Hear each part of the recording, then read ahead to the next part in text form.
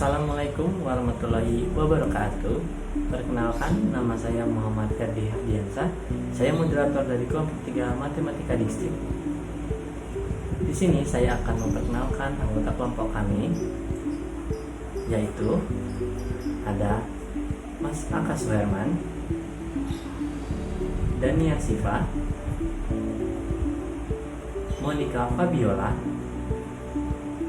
Dino Eljon Atibaman, Zikri Hadiansyah, dan saya sendiri Muhammad Ferdi Herdiansyah. Kelompok kami akan mempresentasikan tentang aljabar boolean. Materi yang pertama akan dijelaskan oleh Dania Siva. Saya persilahkan. Assalamualaikum warahmatullahi wabarakatuh. Perkenalkan, nama saya Dania Siva Pauji Harum. Di sini saya akan menjelaskan materi yang pertama, yaitu bentuk kanonik. Ekspresi boolean yang menspesifikasikan suatu fungsi dapat disajikan dalam dua bentuk berbeda.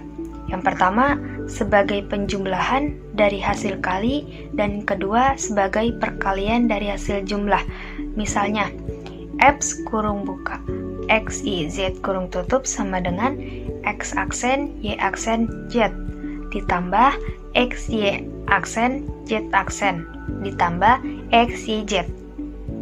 Dan G kurung buka X, Y, Z kurung tutup sama dengan X ditambah Y ditambah Z dikali X ditambah Y aksen ditambah Z dikali X ditambah Y aksen ditambah Z aksen dikali X aksen ditambah Y ditambah Z aksen dikali X aksen ditambah Y aksen ditambah Z adalah dua fungsi yang sama, dapat ditunjukkan dalam tabel kebenarannya.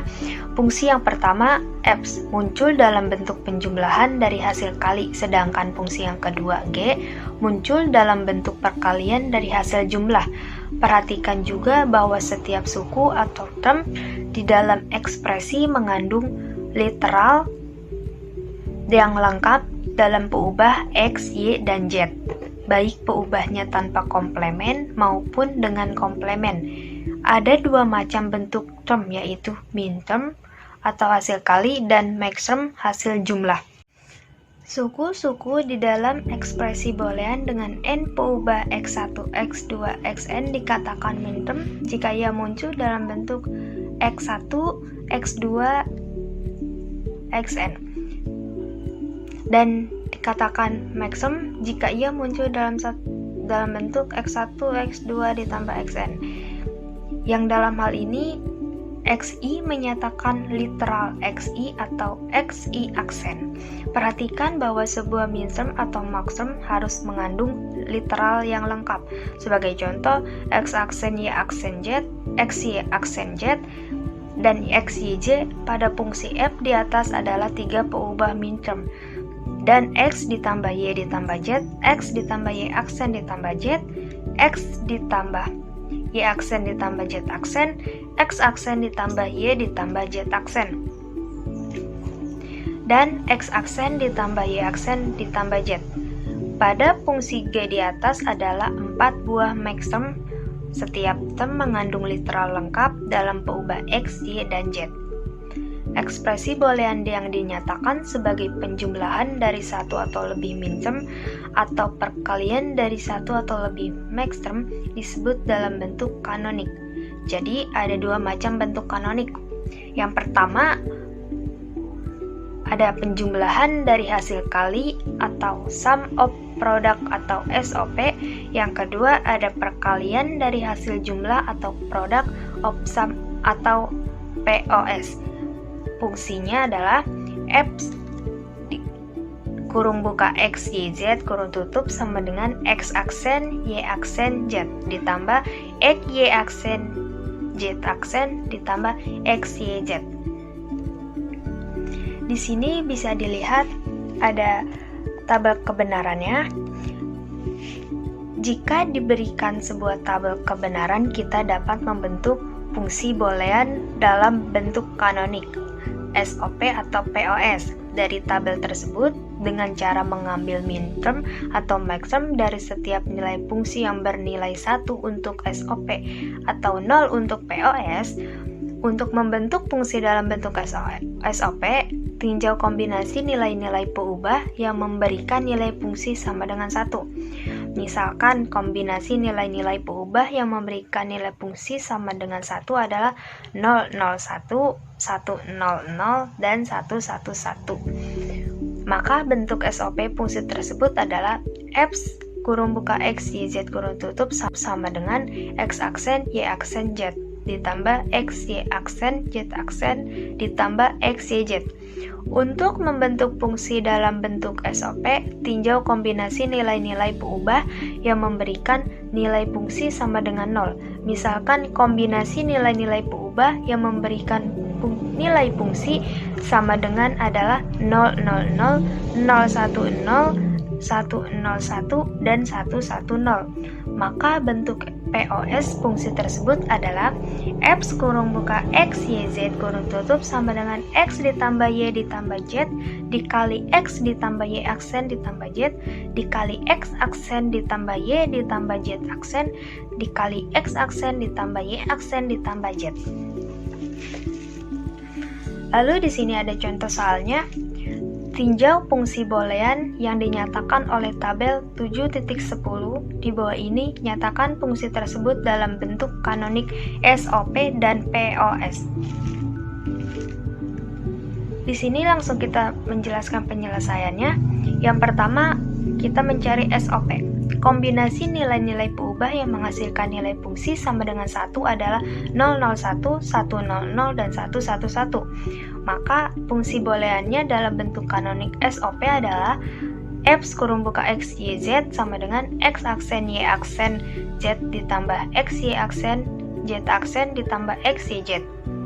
Atau dengan menggunakan lambang mintermnya yaitu X YZ sama dengan M1 ditambah M4 ditambah M7 sama dengan sigma 147. Yang kedua ada POS.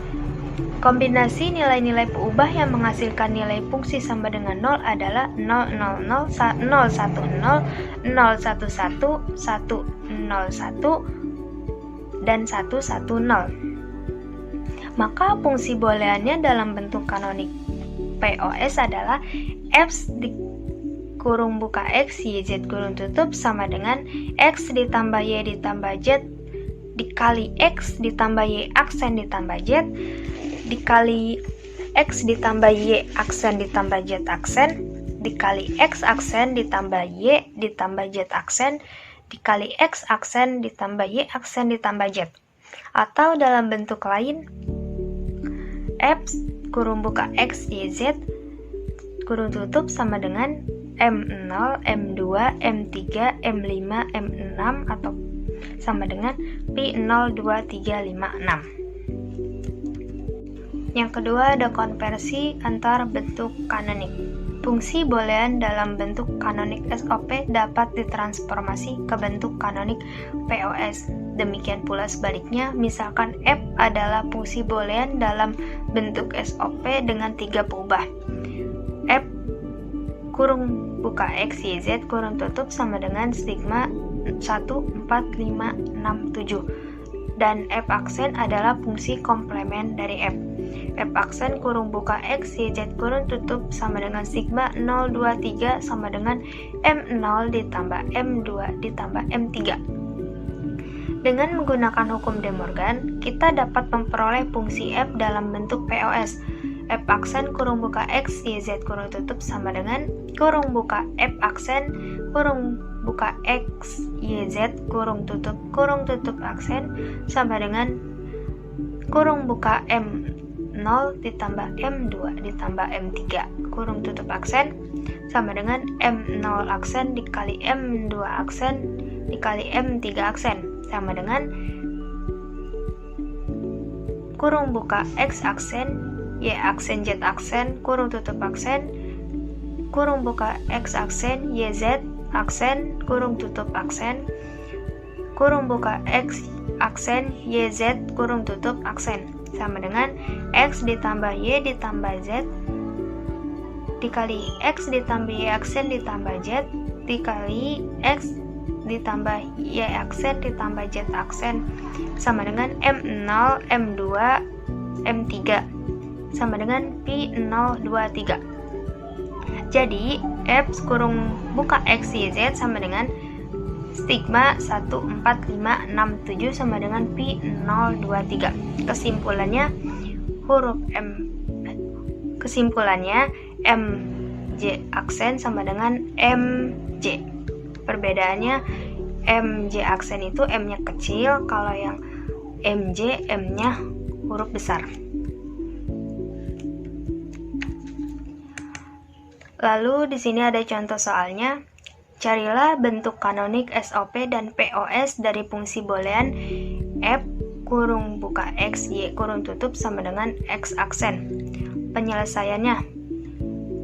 Yang pertama, SOP F kurung buka Y kurung tutup sama dengan X aksen sama dengan X aksen kurung buka Y ditambah Y aksen sama dengan X aksen Y ditambah X aksen ditambah Y aksen, atau F kurung buka X Y kurung tutup sama dengan M0 ditambah M1. Lalu yang kedua ada POS F kurung buka X Y kurung tutup sama dengan M2 M3 sama dengan kurung buka X aksen ditambah Y kurung tutup X aksen ditambah Y aksen. Sekian dari penjelasan saya, selanjutnya akan dilanjutkan oleh rekan saya. Wassalamualaikum warahmatullahi wabarakatuh. Terima kasih untuk Baniat atas penjelasannya. Yang kedua akan dijelaskan oleh Rino Arjon Atibaman. Saya persilakan. 7.11 Bentuk baku. Dua bentuk kanonik adalah bentuk dasar yang diperoleh dengan membaca fungsi. Dari tabel kebenaran, bentuk ini umumnya sangat jarang muncul karena setiap suku atau term di dalam bentuk kanonik harus mengandung literal lengkap, baik dalam bentuk normal atau dalam bentuk komplemennya. Cara lain untuk mengekspresikan fungsi boolean adalah bentuk baku atau standar. Pada bentuk ini, suku-suku yang membentuk fungsi dapat mengandung satu, dua, atau sejumlah literal. Dua tipe bentuk baku adalah bentuk baku SOP dan bentuk baku POS. Contohnya misalnya Bapak ini bentuk baku SOP F kali X Y Z sama dengan Y aksen tambah XY tambah X aksen YZ. Bentuk baku POS F kali X Y Z sama dengan X kali Y aksen tambah Z kali X aksen tambah Y tambah Z aksen. Perbedaan antara bentuk kanonik atau bentuk baku adalah bentuk kanonik setiap term harus mengandung literal lengkap, sedangkan pada bentuk baku setiap term tidak harus mengandung literal lengkap.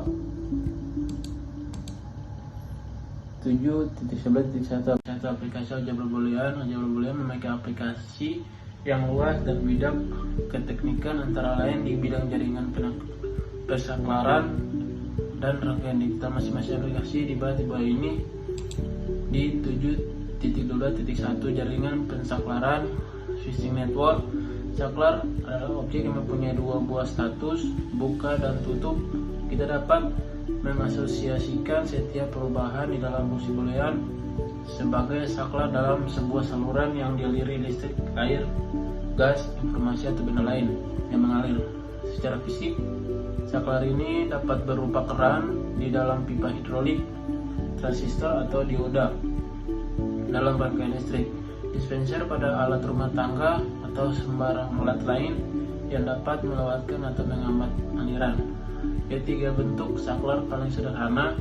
Yang pertama itu keluaran B ada jika dan hanya jika saklar X ditutup. Yang kedua, keluaran B ada jika dan hanya jika X dan Y keduanya ditutup. Dan yang ketiga, keluaran C ada jika dan hanya jika X atau Y ditutup.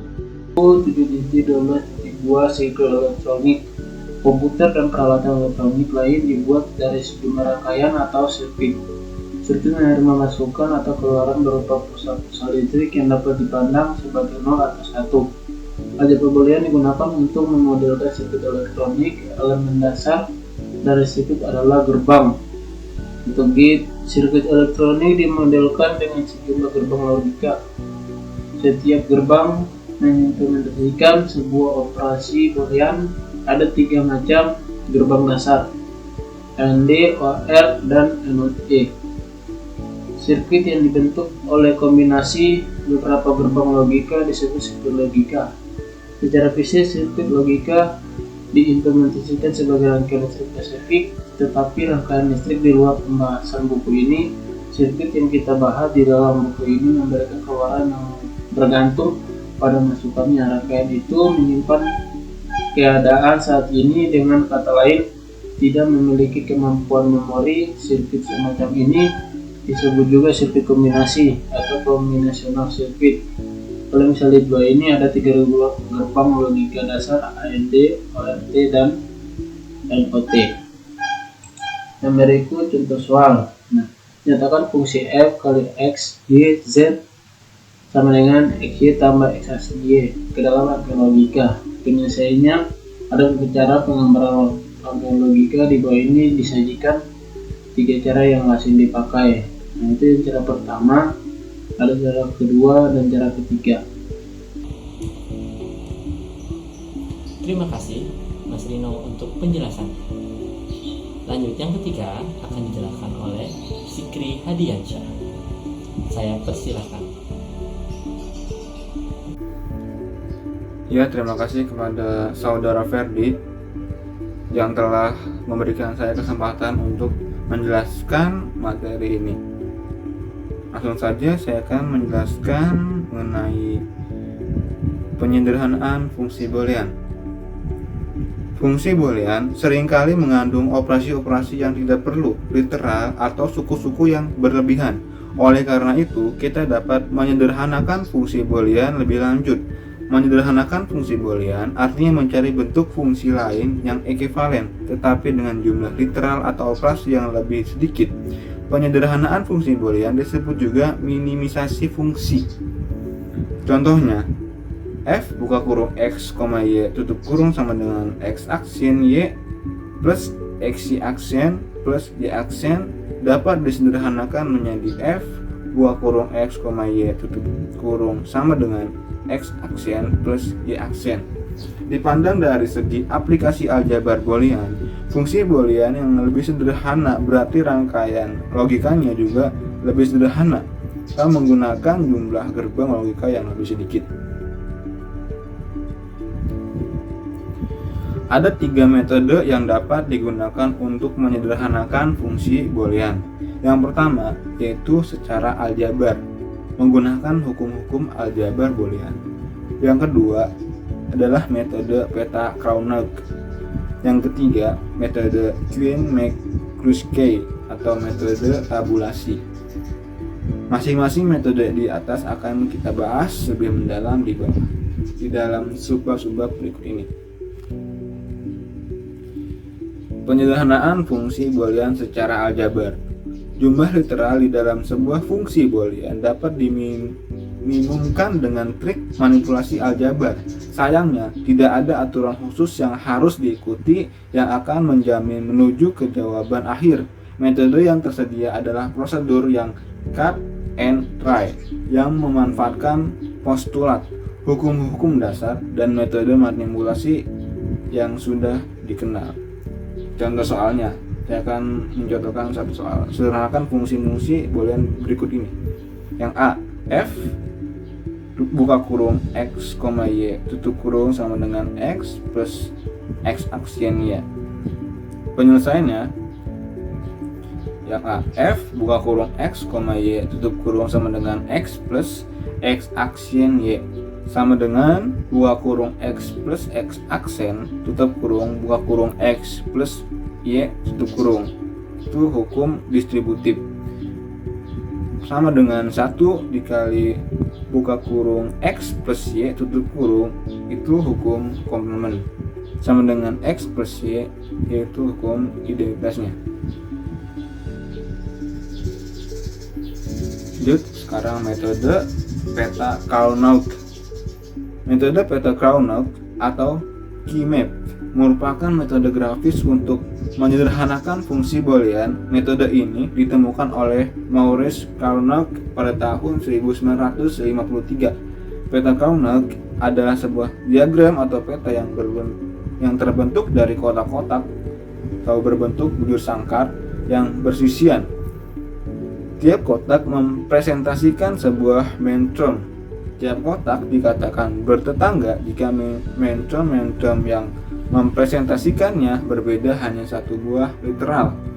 Peta Carnot dapat dibentuk dari fungsi boolean yang dispesifikasikan dengan ekspresi boolean maupun fungsi yang direpresentasikan dengan tabel kebenaran. Di bawah ini kita hanya membicarakan peta Carnot untuk fungsi dengan 2, 3, dan 4 buah peubah. Peta Carnot dengan 2 peubah. Misalkan 2 peubah di dalam fungsi boolean adalah x dan y. Baris-baris pada peta Carnot untuk peubah x dan kolom untuk peubah y. Baris pertama diidentifikasi nilai 0 menyatakan x aksen, sedangkan baris kedua dengan 1 menyatakan x. Kolom pertama diidentifikasi nilai 0 menyatakan y aksen, sedangkan kolom kedua dengan 1 menyatakan y. Setiap kotak merepresentasikan mentron dari kombinasi baris dan kolom yang bersesuaian. Di bawah ini diberikan 3 cara yang lazim digunakan sejumlah literatur dalam menggambarkan peta Carnot untuk 2 peubah. Kita akan lebih sering menggunakan cara penyajian nomor 2. Selanjutnya, peta Carnot dengan 3 peubah. Untuk fungsi boolean dengan 3 peubah, misalkan x, y, dan z, jumlah kotak di dalam peta Carnot meningkat menjadi 2 pangkat 3 sama dengan 8. Baris pada peta Carnot untuk peubah x dan kolom untuk peubah yz. Baris pertama diidentifikasi nilai 0 menyatakan x aksen, sedangkan baris kedua dengan 1 menyatakan x. Kolom pertama diidentifikasi nilai 00 menyatakan x aksen, y aksen. Kolom kedua diidentifikasi nilai 01 menyatakan x, y aksen. Kolom ketiga diidentifikasi nilai 11 menyatakan x, y. Sedangkan kolom keempat diidentifikasi nilai 10 menyatakan x, y aksen. Perhatikanlah bahwa antara satu kolom dengan kolom berikutnya hanya berbeda 1 bit. Setiap kotak merepresentasikan mentron dari kombinasi baris dan kolom yang bersesuaian. Perhatikan urutan dari M1-nya, urutan disusun sedemikian rupa sehingga setiap 2 kotak yang bertetangga hanya berbeda 1 bit. Selanjutnya ada peta Carnot dengan 4 peubah. Misalkan 4 peubah di dalam fungsi boolean adalah w, x, y, dan z. Jumlah kotak di dalam peta Carnot meningkat menjadi 2 pangkat 4 sama dengan 16. Baris pada peta Carnot untuk peubah wx dan kolom untuk peubah yz. Baris pertama diidentifikasi nilai 00 menyatakan w aksen, y x aksen. Baris kedua dengan 01 menyatakan w aksen x. Baris ketiga dengan 11 menyatakan wx, dan baris keempat dengan 10 menyatakan wx aksen. Kolom pertama diidentifikasi nilai 00 menyatakan y aksen, z aksen. Kolom kedua diidentifikasi nilai 01 menyatakan yz aksen. Kolom ketiga diidentifikasi nilai 11 menyatakan yz. Sedangkan kolom keempat diidentifikasi nilai 10 menyatakan yz aksen. Perhatikanlah bahwa antara satu kolom dengan kolom berikutnya hanya berbeda 1 bit. Setiap kotak mempresentasikan mentron dari kombinasi baris dan kolom yang bersesuaian. Perhatikan urutan dari M1-nya. Untuk urutan disusun sedemikian rupa sehingga setiap 2 kotak yang bertetangga hanya berbeda 1 bit. Selanjutnya, contoh penyederhanaan fungsi boolean. Berikut contoh-contoh penyederhanaan fungsi dengan metode peta Carnot. Contoh soal yang pertama. Tentukan bentuk sederhana dari fungsi boolean yang mempresentasikan tabel kebenaran, itu tabel 7,14 dalam bentuk baku SOP dan bentuk baku POS. Penyelesaiannya yang A, bentuk baku SOP. kelompokan. Fungsi minimasinya yaitu f buka kurung x, y, z tutup kurung sama dengan x aksen z plus xz aksen. Yang B, bentuk baku POS dikelompokkan. Fungsi minimasinya yaitu f buka kurung x, y, z tutup kurung sama dengan buka kurung x aksen plus z aksen tutup kurung buka kurung x plus z tutup kurung. Contoh soal yang lainnya, minimasi fungsi boolean f buka kurung x, y, z tutup kurung sama dengan x aksen z plus x aksen y plus x y aksen z plus yz. Penyelesaiannya itu fungsi minimasinya f buka kurung x, y, z tutup kurung sama dengan z plus x aksen y. Contoh soal lainnya yaitu minimasi fungsi boolean f buka kurung x, y, z tutup kurung sama dengan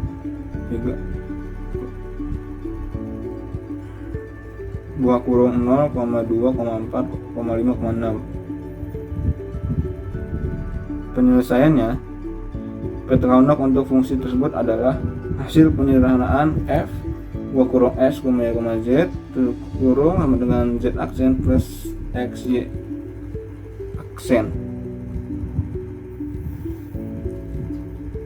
Peta Carnot untuk 5 peubah. Selanjutnya, peta Carnot untuk 5 peubah diubah dengan anggapan ada 2 buah peta 4 peubah yang disambungkan. Sedemikian juga untuk 6 peubah dianggap ada 2 buah peta 4 peubah yang disambungkan. Setiap subpeta ditandai dengan garis ganda di tengah-tengahnya. 2 kotak dianggap bertetangga jika secara fisik berdekatan dan merupakan pencerminan terhadap garis ganda. Contoh peta 5 peubah ada di bawah ini. Pada peta Carnot di atas akan berdekatan M31 akan berdekatan dengan M30, M15, M29, M23 dan M27.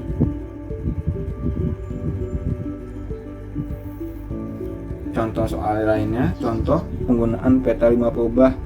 Carilah fungsi sederhana dari f buka kurung v, w, x, y, z tutup kurung sama dengan 0, 2, 4, 6, 9, 11, 13, 15, 17, 21, 25, 27, 29, 31. Penyelesaiannya, peta Carnot dari fungsi tersebut adalah sebagai berikut. Fungsi minimasinya f buka kurung v, w, x, y, z tutup kurung sama dengan wz plus v aksen w aksen z aksen plus v y aksen z. Selanjutnya, keadaan don't care. Keadaan don't care adalah kondisi nilai peubah yang tidak diperhitungkan oleh fungsinya. Artinya nilai 1 atau 0 dari peubah don't care tidak berpengaruh pada hasil fungsi tersebut. Contohnya pada perancangan rangkaian digital untuk memperagakan angka desimal dari 0 sampai 9. Jumlah bit yang diperlukan untuk mempresentasikan angka desimal 0 sampai 9 adalah 4 bit. Jadi rangkaian hanya menerima masukan 4 bit. Namun tidak semua kombinasi 4 bit biner yang dipakai dari tabel 7,15 dapat dilihat bahwa kombinasi nilai-nilai 10, 1010 nilai desimal sama dengan 10. 1011 nilai desimal sama dengan 11. 1100 nilai desimal sama dengan 12. 1101 nilai desimal 13. 1110 nilai desimal 14. 1111 nilai desimal 15. Tidak digunakan untuk merepresentasikan angka desimal atau diabaikan karena nilai desimalnya melebihi jumlah angka desimal yang ada 10 buah yaitu 0 sampai 9. Dengan hal ini kita tidak memperdulikan nilai fungsi untuk ke-6 kombinasi 4 bit yang terakhir. Nilai fungsi dinyatakan dengan X. Dalam menyederhanakan peta Carnot yang mengandung keadaan don't care, Ada dua hal penting yang dijadikan pegangan. Pertama, kita anggap semua nilai don't care disimbolkan dengan X sama dengan 1 dan kemudian membentuk kelompok sebesar mungkin yang melibatkan angka 1 termasuk tanda X tersebut. Kedua, semua nilai X yang tidak termasuk dalam kelompok tersebut kita anggap bernilai 0. Dengan cara ini, keadaan X telah dimanfaatkan semaksimal mungkin dan kita boleh melakukannya secara bebas sebab keadaan don't care dapat diperlakukan sebagai 0 atau 1. Terserah pada kita. Contoh 7,42 mengilustrasikan penyederhanaan peta Kaunak yang mengandung keadaan don't care. Contoh soalnya, minimasi fungsi boolean berikut hasil penyederhanaan dalam bentuk baku SOP dan bentuk baku POS. F buka kurung W X Y Z tutup kurung sama dengan 1,3,7,11,15 tutup kurung dengan kondisi don't care adalah D buka kurung W X Y Z tutup kurung sama dengan 0,2,5. Penyelesaian peta Kaunak dari fungsi berikut adalah hasil penyederhanaan dalam bentuk SOP. F buka kurung W X Y Z tutup kurung sama dengan YZ plus W aksen Z SOP nya berdasarkan kelompok garis penuh, dan hasil penyederhanaan dalam bentuk baku POS adalah F W X Y Z tutup kurung sama dengan Z buka kurung W aksen plus Y POS berdasarkan kelompok garis putus-putus. Ya, mungkin cukup sekian yang dapat saya sampaikan, kurang lebihnya mohon maaf. Wabillahi taufiq wal hidayah. Wassalamualaikum warahmatullahi wabarakatuh. Terima kasih Zikri untuk penjelasannya. Yang keempat akan dijelaskan oleh Akas Suherman. Saya persilakan. Ya, oke. Terima kasih untuk moderator dan Mas Zikri. Di sini saya akan melanjutkannya. Penyederhanaan rangkaian logika. Teknik minimisasi fungsi boolean dengan peta Karnaug mempunyai terapan yang sangat penting dalam menyederhanakan rangkaian logika. Penyederhanaan rangkaian dapat mengurangi jumlah gerbang logika yang dapat digunakan, bahkan dapat mengurangi jumlah kawat masukan. Contoh-contoh di bawah ini memberikan ilustrasi penyederhanaan rangkaian logika. Contoh soal: minimisasi fungsi boolean f buka kurung x y z tutup kurung sama dengan x aksen y z ditambah x aksen y z aksen ditambah x y aksen z aksen ditambah x y aksen z. Gambarkanlah rangkaian logikanya. Penyelesaian. Ini adalah gambaran dari rangkaian logika. Rangkaian pertama ada X aksen dinotkan, Y tidak dinotkan, Z tidak dinotkan. Kemudian bertemu di gerbang logika AND. X aksen, Y, Z aksen. Fungsinya. Terus ada rangkaian kedua. X aksen dinotkan, Y tidak dinotkan, Z aksen dinotkan. Dan bertemu di gerbang logika AND. X aksen, Y, Z aksen. Kemudian ada rangkaian ketiga. X tidak dinotkan, Y aksen dinotkan, Z aksen dinotkan. Kemudian ketemu di gerbang logika AND. X, Y aksen, Z aksen. Kemudian rangkaian keempat. X tidak dinotkan, Y aksen dinotkan, Z tidak dinotkan. Ketemu di gerbang logika AND. X, Y aksen, Z. Kemudian empat logika itu ketemu di gerbang logika AND yang terakhir.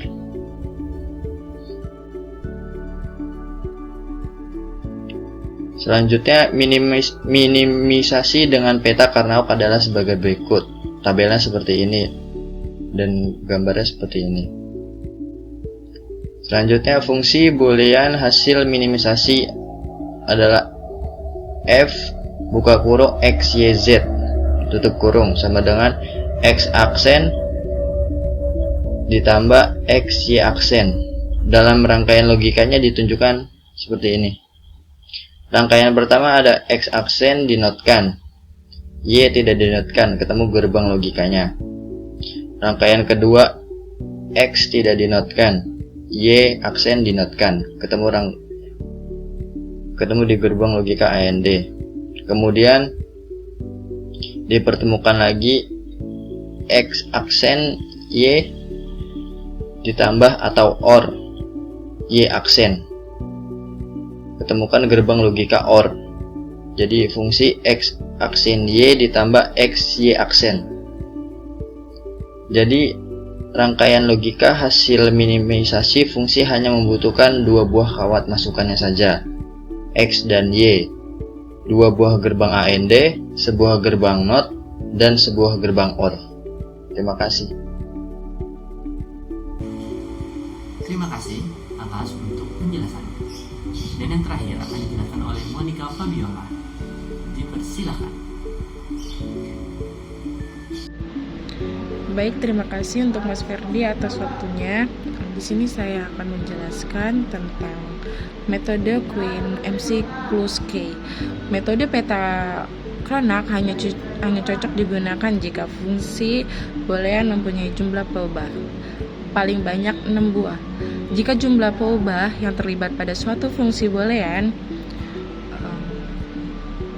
lebih dari 6 buah, maka penggunaan peta Carnot menjadi semakin rumit sebab ukuran peta bertambah besar. Selain itu, metode peta Carnot lebih sulit diprogram dengan komputer karena diperlukan pengamat visual untuk mengidentifikasi minterm-minterm yang akan dikelompokkan. Untuk itu diperlukan metode penyederhanaan yang lain yang dapat diprogram dan dapat digunakan untuk fungsi boolean dengan sembarang jumlah peubah. Metode alternatif tersebut adalah metode Queen MC+K yang dikembangkan oleh Wifi, Queen, dan EG MC+K pada tahun 1950. Langkah-langkah metode Queen MC+K untuk menyederhanakan ekspresi boolean dalam bentuk SOP adalah sebagai berikut. Yang pertama, nyatakan tiap minteran dalam n peubah dengan menjadi string bit yang panjangnya n, yang dalam hal ini peubah komplement dinyatakan dengan 0. Peubah yang bukan komplement dengan 1. 2. Kelompokkan tiap minterm berdasarkan jumlah 1 yang dimilikinya. 3. Kombinasikan minterm dalam n perubahan dengan kelompok lain yang jumlahnya 1, minnya berbeda 1, sehingga diperoleh bentuk prima atau prime implicant yang terdiri dari n min 1 peubah. Minterm yang dikombinasikan dengan diberi tanda checklist. 4. Kombinasikan minterm dalam n min 1 peubah dengan kelompok lain yang jumlahnya 1, minnya berbeda 1, sehingga diperoleh bentuk prima yang terdiri dari n min 2 peubah. 5. Teruskanlah langkah 4 sampai diperoleh bentuk prima yang sederhana mungkin. 6. Ambil semua bentuk prima yang tidak bertanda checklist. Buatlah tabel baru yang memperlihatkan minterm dari ekspresi boolean semula yang dicakup oleh prima tersebut, tandai dengan X. Setiap minterm harus dicakup oleh paling sedikit satu buah bentuk prima. 7.